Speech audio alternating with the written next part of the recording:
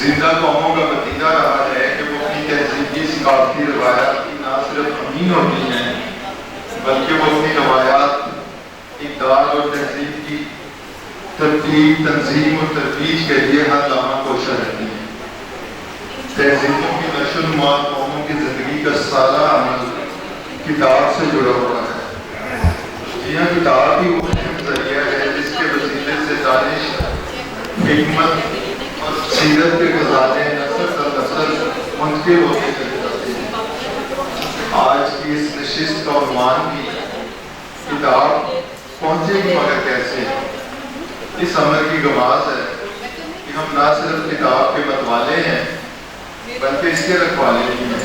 ہم اپنے تمام معزز مہمانوں کا شکریہ ادا کرتے ہیں کہ ان کی آمد سے محفل کی عزت و وقار میں اضافے کا باعث بنی ہے۔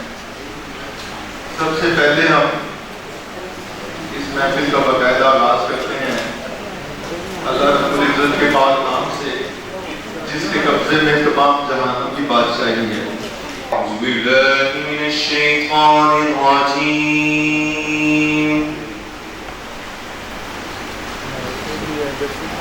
بسم اللہ الرحمن الرحیم۔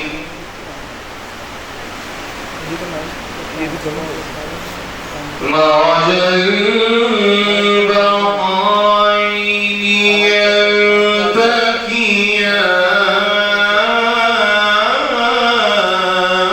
يلتقيان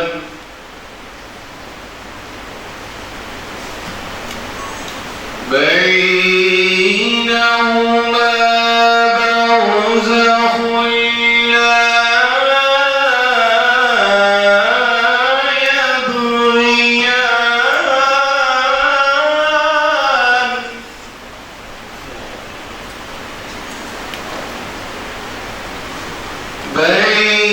بينهما برزخ لا يبغيان فبأي آلاء ربكما تكذبان وليك يا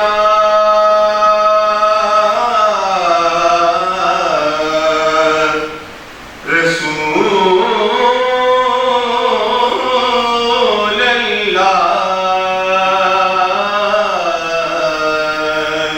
وسلم عليك يا حبيب الله۔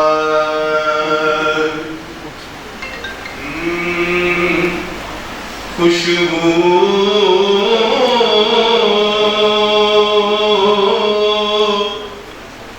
ہے تو عالم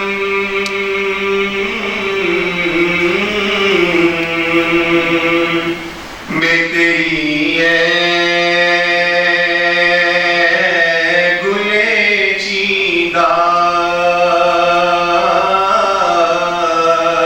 یہ ہے کہ اصل مسئلہ یہ ہے کہ کتاب جتنی لکھی جا رہی ہے وہ اس قابل ہی نہیں ہے۔ جب وہ کتاب اس قابل ہی نہیں ہے تو کوئی پڑھے گی؟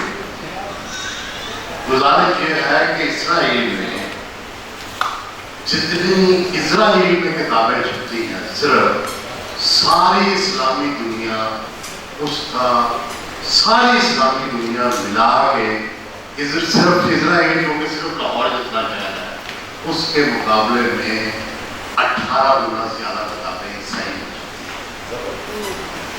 اس کی وجہ یہ ہے کہ کتاب نے اپنی ساکھ کھو دی ہے۔ آپ یہ دیکھیں کہ یہ کام مسلم دنیا میں شروع ہوا بہت 100 سال پہلے۔ آپ نے ہر نظریے کو ابن رشد نے کچھ کہا تو اس کے منہ پہ تھوکا گیا، القدی نے کچھ کہا تو اس کو کوڑے مارے گئے، اور اسی طرح صرف ہماری نہیں، جو dark ages of the Christianity تھی برونو کو زندہ جلا دیا گیا چرچ کے ساتھ۔ تو گزارش یہ ہے کہ جب تک نمبر پہلی تو بات ہے کہ آپ نے کتاب میں کہا کیا ہے، اور دوسرا کتاب کی ساکھ بحال کی جائے کہ کتاب میں کوئی نئی بات کہی جا سکتی ہے، تجسس بھی نہیں ہے۔ اس لیے پہلے کتابیں بکتی تھی، سر اب کوئی کتابیں نہیں بکتی۔ یہ کتابیں میں بھی آدھی اپنی گفٹ کرتا ہوں اور آدھی ریکویسٹ کرتا ہوں کہ کوئی لائبریری خریدے۔ تو بنیادی بات یہ ہے کہ یہ سلسلہ اس وقت تک نہیں جب تک آپ فکر کی آزادی ہے۔ سب سے پہلے معاشرے میں بنیادی بات فکر کی آزادی ہے۔ علم ویسے ہے نہیں، نہ کتاب لکھی جا سکتی ہے، کیوں ہم کتابیں پڑھتے ہیں باہر کی، اس لیے کہ اس میں کوئی نئی چیز ہوتی ہے، اس میں کوئی نئی سوچ ہوتی ہے۔ میں نے کون سی نئی سوچ دینی ہے؟ مجھے کوئی سوچنے دیتا ہی نہیں تو میں سوچوں گا کیا؟ تو اس لیے میں کوئی نئی سوچ نہیں دے سکتا، میں تو وہی کہوں گا جو بیانیہ چل رہا ہے بھائی ایکسلنٹ کمال ہے۔ کے ساتھ فکر کے ساتھ کرٹیکل تھنکنگ ڈیولپ کرنے کے کیا ٹولز ہو سکتے ہیں، اور اس میں جو ایک بڑا اچھا کام جس کا ذکر بھی ہوا وہ ریختہ کا تھا، لیکن ہم اس پہ کچھ اور سوچنے پہ آج کل کام کر رہے ہیں کہ ہم انہی کتابوں انہی سوچ جو کہ جیسے بات ہوئی سر نے بھی بات کی، سر فواد صاحب نے، کہ آپ پرانی جو آپ کے پاس اس وقت پورا مٹیریل ایک ریزروز پڑے ہوئے ہیں جن کے اب آپ کو جو آسانی سے دستیاب ہیں پوری دنیا میں، پروجیکٹ گوٹنبرگ اور اس طرح کے بہت سے اور ڈیجیٹل لائبریریز کے جو پلیٹ فارمز ہیں وہاں کے، اس سے کولیبریشن کے تھرو آپ کر سکتے ہیں، لیکن ساتھ ہی ساتھ آپ نے اپنے بچوں کو، اپنی نیکسٹ جنریشن کو کتاب کا وہ لطف، وہ سوچ کی جو ڈیولپمنٹ کا لطف ہے جو اصغر الدین جی کے صاحب کہہ رہے تھے کہ ہمارے اندر زندہ ہیں، وہ چاہے منٹو صاحب زندہ ہیں، وہ زندہ ہیں تو وہ ان کی سوچ کے تھرو زندہ ہے، اور وہ سوچ جو ہے وہ ہم کیسے ان تک پہنچائیں، وہ ڈائجسٹیبل ہو، وہ اس شکل میں ہو کہ بچے اور نیکسٹ جنریشن اس کی طرف اٹریکٹ ہوں اور اس میں سے وہی مزہ ڈیرائیو کریں جو کہ علم کا اور جو نئی فکر کا ایک جو مزہ اور ایک اس کا ایک نشہ اور اس کا ایک جو آپ کو ایک اس کی ملتی ہے۔ جب یہ طے کر دیا جاتا ہے کسی ایک گروہی یا مقتدر حلقوں میں کہ کوئی خاص بیانیہ کچھ خاص لوگوں تک پہنچانا ہے، تو اس کے لیے کچھ خاص طرح کی حکمت عملی ترتیب دے دی جاتی ہے۔ مثال کے طور پر جب یہ طے ہو گیا کہ نسیم حجازی صاحب جو کچھ لکھتے ہیں، میں ان کے ادبی مرتبے پہ سوال نہیں اٹھا رہی، میں ان کے موضوع کے انتخاب پہ بھی سوال نہیں اٹھا رہی، میں ان کے بیانیے پہ بھی سوال نہیں اٹھا رہی، لیکن ہم سب جانتے ہیں کہ خاص طرح کا ان کا بیانیہ ہے۔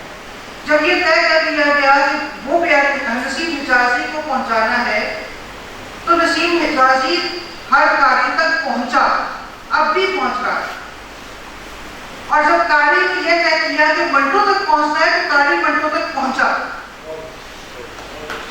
منٹو کو پہنچانے کے لیے ہمیں کوشش نہیں کرنی، تو ہمیں یہ طے کرنا ہے کہ کیا ہم کتاب کو قاری تک پہنچانا چاہتے ہیں یا قاری کو کتاب تک پہنچانا چاہتے ہیں۔ کتاب تو بھی ہمارے دوست نے یہاں پہ کہا کہ کتاب تو پہلے دن پہنچ جاتی ہے، جب بچے کو ہم اسکول میں داخل کرتے ہیں تو کتاب اس کے ہاتھ میں دے کے بھیجتے ہیں، وہ بھی ایک صورتحال ہے، اس پہ سوال انشاءاللہ آئیں گے۔ اگر ہم हुकूमती सरपरस्ती की भी ज़रूरत होगी। रखते हैं कि जो तुर्बत से आगाह हैं उनको शायद ये एहसास होगा कि कितनी बड़ी बात है।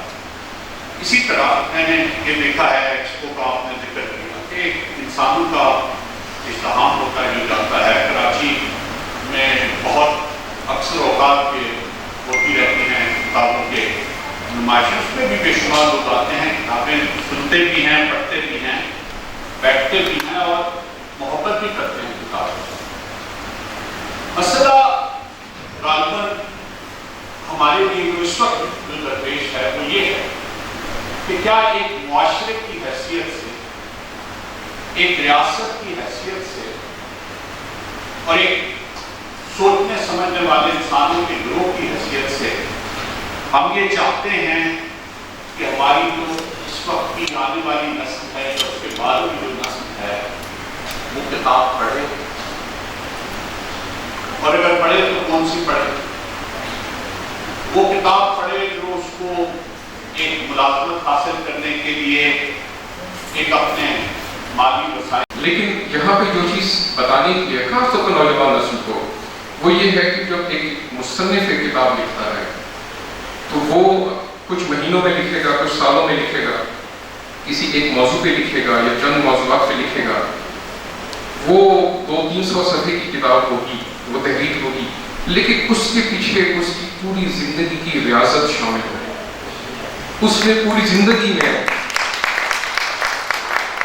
जो कुछ सीखा है, जो उसने जज्ब किया है इल्म में, हिकमत में अपने अंदर, वो जब लिख रहा है, मतलब यहाँ साहिब तस्नीफ लोग बैठे हैं, स्टेज पर बैठे हैं, हॉल में मौजूद हैं, आप सब वाकिफ हैं।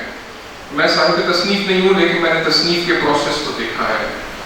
आप जब एक जुमला लिखते हैं तो फिर उसमें जो रियाजत लगती है, जो मेहनत लगती है, जैसे अल्लामा इकबाल ने भी इसकी तरफ इशारा किया होगा कि खूनी जिगर लगता है, तो वो जो सत आता है, वो जो एसेंस आती है आपकी नॉलेज की उन जुमलों में, उस किताब में, वो सिर्फ किताब में मिलती है। पूछा कि ये भी इंटरव्यू उसका जब उनको नोबेल इनाम मिला कि आपके ये जो नावल है ये अधूरे लगते हैं, तो मार्केज का मार्का तो लारा जवाब है। वो कहते हैं कि हाँ ये अधूरे हैं क्योंकि इनको मेरे कारी ने मुकम्मल करना है। क्या बारीक बात कि किताब का कारी है जो अपना मफहूम डालेगा, और हर जमाने का कारी अलग होगा और हर जमाने का मफहूम उसके अंदर शामिल होगा, तो ये बढ़ता जाए।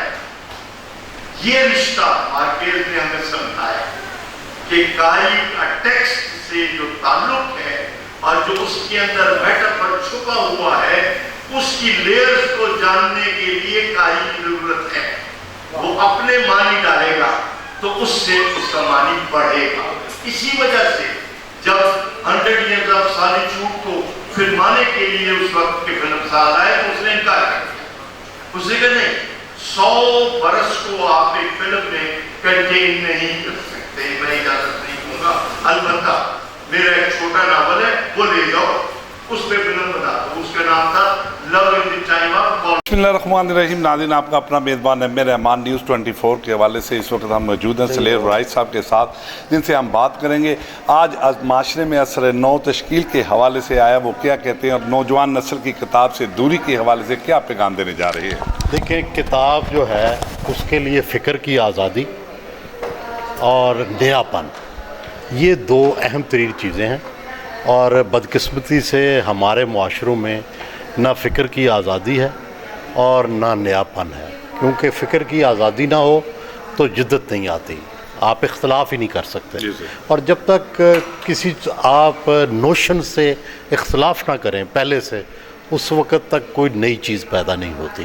तो पहले मुआशरे में जो लगा हुआ सेम थोर है जो उसको हटाएं, फिर इंशाल्लाह अच्छी किताब अच्छा सर, आज का अनुमान किताब पहुंचेगी कैसे? मुफ्त किताब पहुंचेगी या किताब पहुंचेगी? नहीं, किताब पाकिस्तान में सबसे सस्ती है पर कोई नहीं ख़रीदता। लोग जूते 10,000 के ख़रीदते हैं, लेकिन किताब 200 की 300 की मुफ्त लेना चाहते हैं। बात हो रही थी आज किताब की और किताब तक एक्सेस कैसे बेहतर की जाए लोगों की, तो बहुत सी बातें हुई जिसमें डिजिटल एक्सेस की भी बात हुई, जिसमें ये भी हुई कि जी कारी किताब तक पहुंचेगा या किताब कारी तक पहुंचेगी। लेकिन एक जो आस्पेक्ट है पाकिस्तान के हवाले से जो बड़ा अहम है, जो मेरे इल्म में है, वो ये है कि पाकिस्तान में कागज़ इंपोर्ट होता है और इंपोर्ट होने वाले कागज़ पे ड्यूटी जो है वो बतदरीज बढ़ती जा रही है। और जब आप बढ़ाते हैं तो किताब महंगी होती है, और जब किताब महंगी होती है तो वो अफोर्डेबल नहीं रहती, और जब वो अफोर्डेबल नहीं रहेगी तो लोग उसको पढ़ेंगे नहीं। और मेरा ये बिलीफ है कि किताब जो है वो मुआशरे में नरमी लाती है, किताब मुआशरे में सुझाव लाती है, किताब मुआशरे में बाहमी रवादारी लाती है। तो टैक्स के 1,00,000 ज़राए और हैं, हुकूमत को सोचना चाहिए।